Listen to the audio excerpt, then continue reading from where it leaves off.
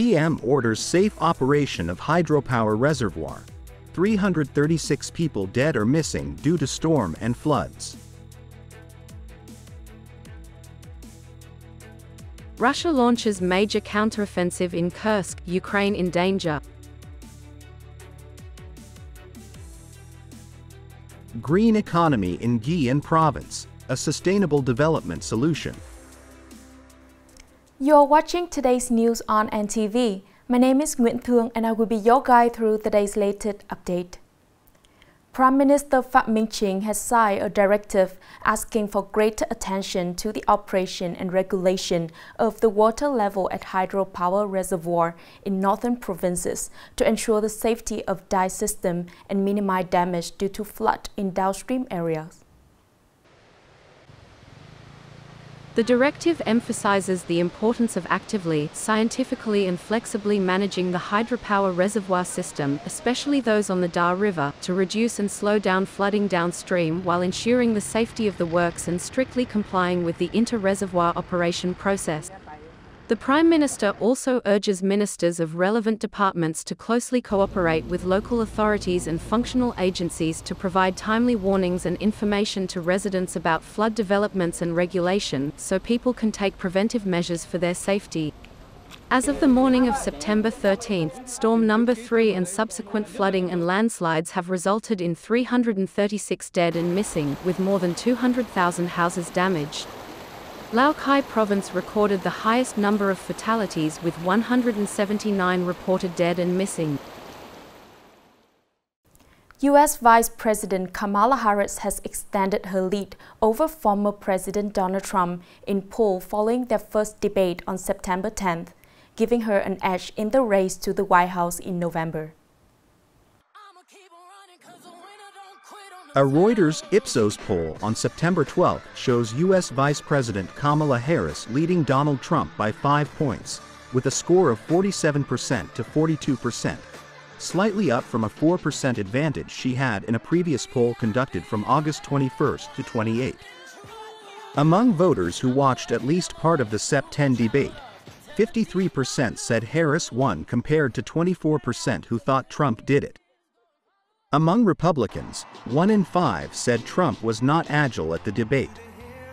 Meanwhile, Trump claims that polls clearly indicate he won the debate against Harris and states he will not participate in a second presidential debate with Harris ahead of the November 5 election. More than a month since Ukraine launched its offensive in the Russian Kursk region, the Russian military has officially launched a large-scale counteroffensive in this bordering province, reclaiming some territory and putting Ukrainian forces in danger.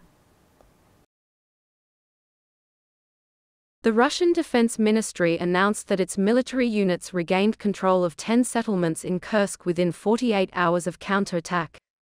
They are currently continuing to repel Ukrainian troops from the region. Earlier, Russian President Putin asked its military to push Ukrainian forces out of Kursk before October 1. Russian Defense Ministry reported that after more than a month of attacking Kursk, the Ukrainian military has lost more than 11,800 troops, hundreds of combat vehicles, many weapons and military equipment. Russia's full-scale counteroffensive is putting Ukraine in a dangerous position and significant pressure on both the Kursk front and the Eastern Front, while Russian troops are rapidly advancing toward the strategic stronghold of Pokrovsk. According to Russian Defense Ministry, in August and September, its troops gained an additional 1,000 square kilometers in Donbass, marking the fastest advance in the past 2 years. Coming up next are some updated news. In response to the call from the Nghe and Provincial Fatherland Front Committee to support flood victims in northern provinces, by 5 p.m. on September 12, agencies, units, organizations and individuals in the province had contributed over 2.5 billion Vietnamese dongs. All funds raised by officials, civil servants of administrative agencies and socio-political organizations will be promptly transferred to the Provincial Fatherland Front Committee to assist northern provinces to overcome disaster consequences as soon as possible.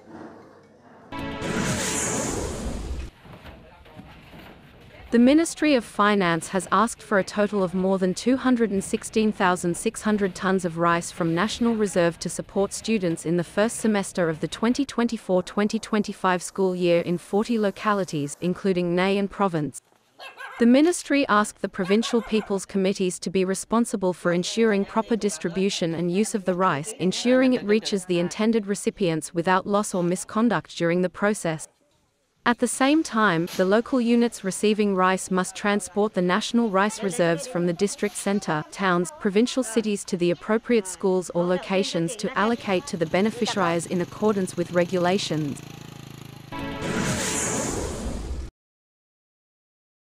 According to Vinh City's People's Committee, between 2020 and 2025, the city planned to invest over 900 billion Vietnam dong in 33 flood control projects.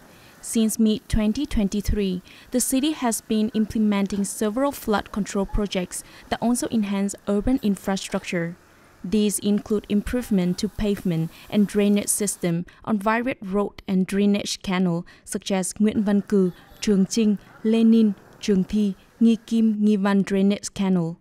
Earlier, to prevent severe flooding in low-lying urban area, Vinh City has also rushed to implement additional section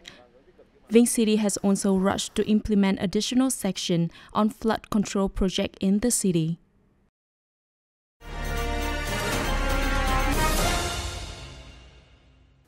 In the face of climate change and environmental pollution, transitioning to a green economy is not just a trend, but an urgent requirement for the future.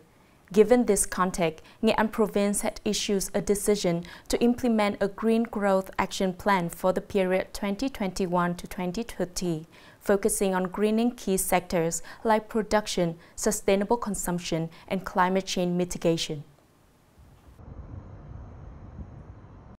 At Nakano Vietnam Garment Company, previously when using electricity grid, the monthly electricity bill reached hundreds of millions of VND, but the installation of a solar power system is helping enterprise reduce production costs and increase economic efficiency while supporting national goals for clean production and sustainable development.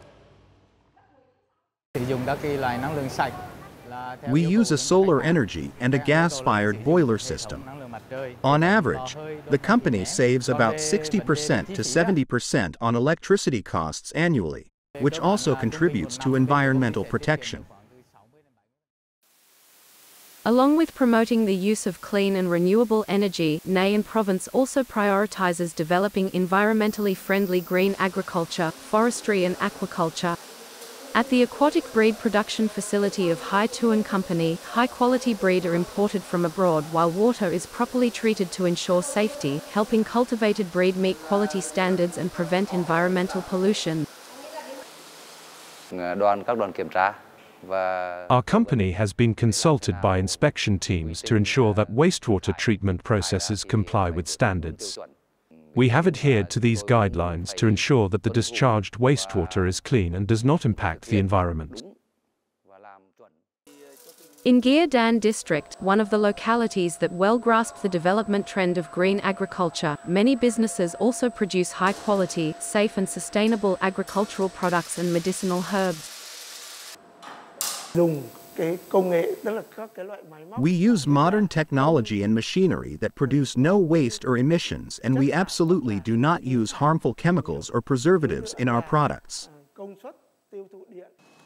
Nghe An has also encouraged tourism businesses to invest in green hotel models by using friendly technologies and materials to reduce greenhouse gas emissions, minimizing wastewater as well as saving electricity and water during operation.